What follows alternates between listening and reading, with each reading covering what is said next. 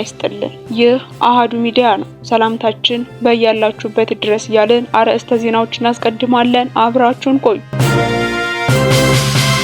የተመረዘ ምግብ በልተው ከታመሙ 8 የአንድ ቤተሰብ አባላት ውስጥ የ7ቱ ህይወት ማለፉ ተነግሯል። በዝርዝሩ የምትሰሙት ይሆናል።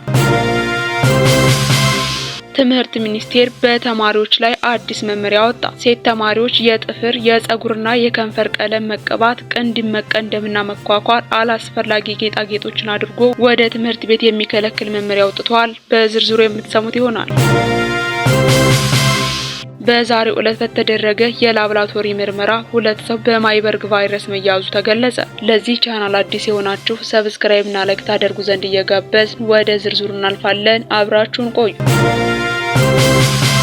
የተመረዘ ምግብ በልተው ከታመሙ 8 የአንድ ቤተሰብ አባላት ውስጥ የ7ቱ ህይወት ማለፉ ተነገረ። በድርጊቱ የሌሎች እጅ ሊኖርበት ይችላል በሚል ጥርጣሬ 10 ሰዎች በቁጥጥር ስር ውለው ምርመራ እየተደረገባቸው ይገኛል። በማዕከላዊ ኢትዮጵያ ክልል ምስራቅ ጉራጌ ዞን ምስቃን ወረዳ በአብሮነት ራት ተመግበው በጠና ከታመሙ 8 የአንድ ቤተሰብ አባላት ውስጥ አባወራው ከ6 ልጆቹ ጋር በአጠቃላይ 7 የአንድ ቤተሰብ አባላት ህይወታቸው ማለፉን ፖሊስ አስታወቀ። የክልሉ ፖሊስ የወንጀል መረጃ ኢንተለጀንስ ዳይሬክቶሬት ተወካይ ምክትል ኮማንደር ያለው ተመስገን በወረዳው መሰረተ ወገራ ቀበሌ ዳሾ ቆቶ ተብሎ በሚጠራው መንደር ህዳር 6 ቀን 2018 ዓ.ም ምሽት 1 ሰዓት 8 የቤተሰብ አባላት አብረው ራት ከተመገቡ በኋላ በድንገት መታመማቸውን ተናግረዋል። በአብሮነት ራት ከተመገቡ ብዙም ሳይቆዩ ከፍተኛ ለሆነ ህመም መዳረጋቸውን መረጃ የደረሳቸው የአካባቢው ነዋሪዎች የተጎጂዎችን ህይወት ለማትረፍ ተረባርበው ወደ ሆስፒታል ማድረሳቸውን ገልጸዋል። ሆኖም ከተጎዱ የቤተሰብ አባላት የ5 ዓመቱ መንግስቱ ኃይሌ፣ የ7 ዓመቱ መክብብ ኃይሌና የ17 ዓመቱ ተክሉ ኃይሌ የተባሉ 3 ወንድማማቾች በእለቱ ሆስፒታል እንደደረሱ ህይወታቸው ማለፉ ተጠቁሟል። የተቀሩ ተጎጂዎችን ህይወት በህክምና ለማትረፍ ሐኪሞች ያልተቋረጠ ጥረት ቢያደርጉም የ14 ዓመቷ መቅደስ ኃይሌና የ15 ዓመቱ ገብሬ ኃይሌ የሁለቱ እህትና ወንድም ህይወት ህዳር 7 ቀን 2018 ዓ.ም ምሽት 11 ሰዓት ማለፉን ተከትሎ የሟቾች ቁጥር ወደ 5 ማሻቀቡን ተነግሯል። ከተቀሩት ተጎጂዎች ደግሞ የ1 ዓመት ከ7 ወሩ ህፃን ሲሳይ ኃይሌ ህዳር 9 ቀን 2018 ዓ.ም ጠዋት 2 ሰዓት ላይ ህይወቱ ሲያልፍ የ6ቱ ሟች ልጆች አባት የሆነው አቶ ኃይሌ አበራ ህዳር 10 ቀን 2018 ዓ.ም ሌሊት በሰመመን ውስጥ ሆኖ ከእንቅልፉ ሳይነቃ ህይወቱ ማለፉ ተነግሯል። ባለቤቷንና 6 ልጆቿን ያጣችው ወይዘሮ ዳመነች ደንበል በአሁኑ ሰዓት በምኒልክ ሆስፒታል ከፍተኛ ጥንቃቄ ክፍል ውስጥ ሆና ህክምና እየተከታተለች እንደምትገኝ ተጠቅሷል። ኮማንደር ያለው ተመስገን አክለው ፖሊስ ተጎጂዎች የተመገቡት ምግብ የተመረዘው በማንና እንዴት የሚለውን እውነታ ለማረጋገጥና የተፈጸመውን ድርጊት አጣርቶ እውነታውን ለማረጋገጥ ከምስራቅ ጉራጌ ዞንና ከመስቃን ወረዳ የተውጣጣ የምርመራ አጣሪ ግብረ ኃይል አዋቅሮ ምርመራ መጀመሩን ገልጸዋል። በዚህም የምርመራ ግብረ ኃይሉ በድርጊቱ የሌሎች እጅ ሊኖር ይችላል በሚል ጥርጣሬ 10 ሰዎችን በቁጥጥር ስር አውሎ ምርመራ እያጣራ እንደሚገኝ አመልክተዋል።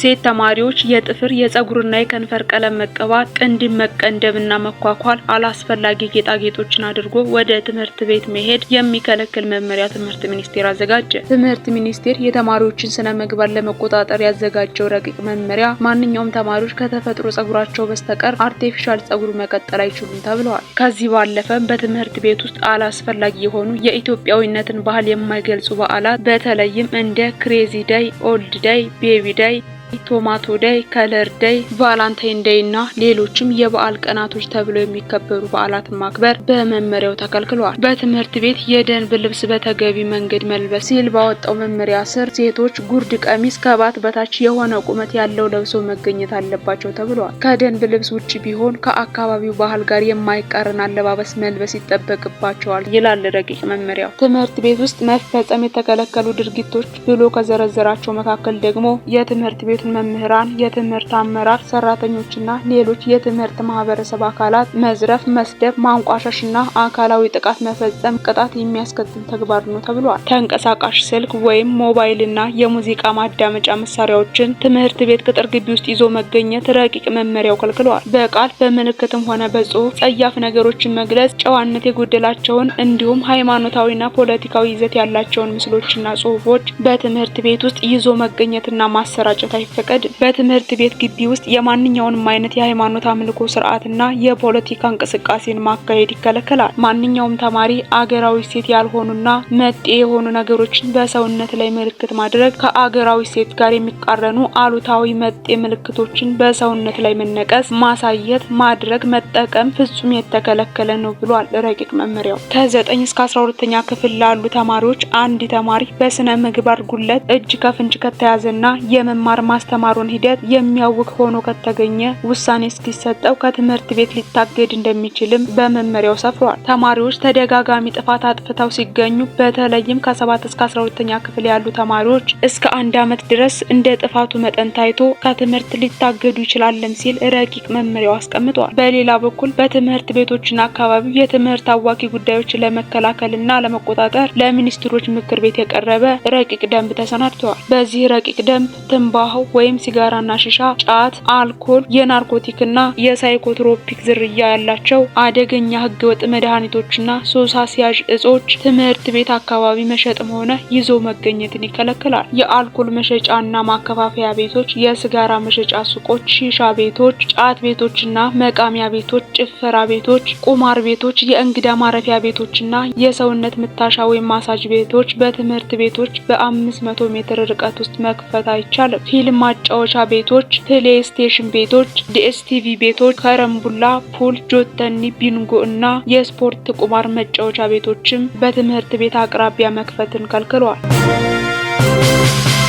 በዛሬው ዕለት በተደረገ የላብራቶሪ ምርመራ ተጨማሪ 2 ሰዎች በማርበርግ ቫይረስ መያዛቸውን የጤና ሚኒስቴር አስታወቀ። በዕለቱ 5 የላብራቶሪ ምርመራዎችን ማካሄዱ የተገለጸ ሲሆን 2 ሰው በቫይረሱ መያዙንና 3 ሰዎች ደግሞ ነፃ መሆናቸውን ተገልጿል። በሽታው መከሰቱ ከተገለጸበት ቀን አንስቶ እስከ አሁን 33 የላብራቶሪ ምርመራዎች የተከናወኑ ሲሆን ቫይረሱ በ6 ሰዎች ላይ መገኘቱ ተመልክቷል። በተጨማሪም ቫይረሱ ተገኝቶባቸው ሕይወታቸው ያለፈ ሰዎች ቁጥር 3 ሲሆን 3 ሰዎች ደግሞ በሕክምና ላይ እንደሚገኙ ተጠቁመዋል። በደቡብ ኢትዮጵያ ክልል ጂንጋ ከተማ በተከሰተው ማርበርግ ቫይረስ አንድ ተጨማሪ ሰው መያዙን የጤና ሚኒስቴር ህዳር 9 ቀን 2018 ዓ.ም ማስታወቁ ይታወሳል። የጤና ሚኒስቴሯ ዶክተር መቅደስ ዲባ የቫይረሱ ምልክት ታይቶባቸው በህይወት ካለፉ 6 ሰዎች መካከል 3ቱ ሰዎች የሞቱት በቫይረሱ መሆኑን ህዳር 8 ቀን በሰጡት መግለጫ ማስታወቃቸው አይዘነጋም። ይህ በእንዲህ ያለ የማርበርግ ቫይረስ በሽታን በመከላከል እና በመቆጣጠር ረገድ አስፈላጊውን ድጋፍ ለማድረግ የአሜሪካ መንግስት ዝግጁ